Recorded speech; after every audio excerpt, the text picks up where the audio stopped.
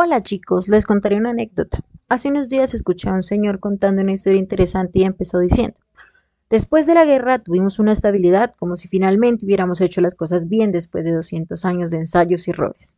Y luego empezó a explicar principios organizativos de la economía. Así. Vivimos en una economía capitalista, un complejo sistema de entradas y salidas de dinero, lo que nos lleva a la existencia del efectivo obtenido de fondos disponibles, salarios, beneficios, contratos financieros y préstamos. Hay un balance general con activos y pasivos, como también flujos de caja dados por instrumentos financieros que llevan al posicionamiento. Un dato interesante es que después de la Segunda Guerra Mundial, el mercado de deuda pública fue el principal creador de posiciones. La historia se volvió mucho más interesante cuando empezó a hablar de los instrumentos de posición bancaria y cómo estos fueron creando un caos a medida que iban evolucionando. El posicionamiento empezó con las letras del tesoro, que se basaba en la sustitución de un activo, que era un préstamo, por otro, que eran valores del tesoro. Aparece la figura de los dealers o intermediarios que se posicionaban operando sobre sus pasivos. Estos algunas veces tenían deuda pública en posición que no podía ser financiada, entonces recurrían a la ventanilla de la Reserva Federal. Esto desencadenó la aparición del mercado de fondos federales, que son depósitos en los bancos de la Reserva Federal. La tasa de préstamo interbancario sobre estos depósitos se convirtió en una tasa de tipo de interés clave en la economía. A principios de la década de 1960 aparecen los depósitos economizadores creados por los bancos comerciales. Este es con el fin de que el total de activos aumentara en relación con los depósitos de reserva y el efectivo en caja fuerte.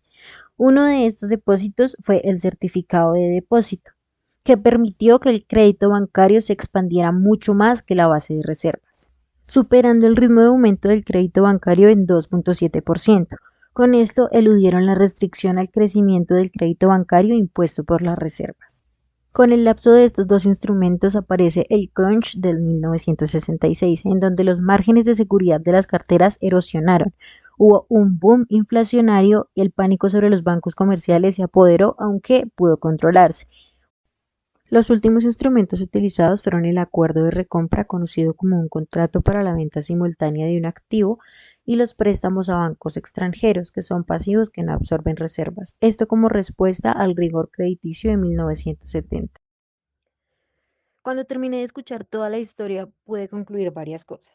Cuanto mayor sea el número de técnicas alternativas de posicionamiento disponibles para los bancos y otras entidades financieras, más lenta será la reacción de provisión de financiamiento a las políticas monetarias de la Reserva Federal, como también que el afán por eludir restricciones crea innovadores instrumentos de posicionamiento, pero también hay mucho riesgo de inestabilidad económica como el crunch del 66 o la liquidez del 70.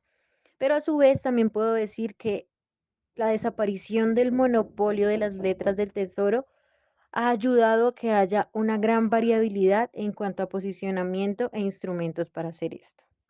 Adiós chicos, nos vemos en una próxima oportunidad.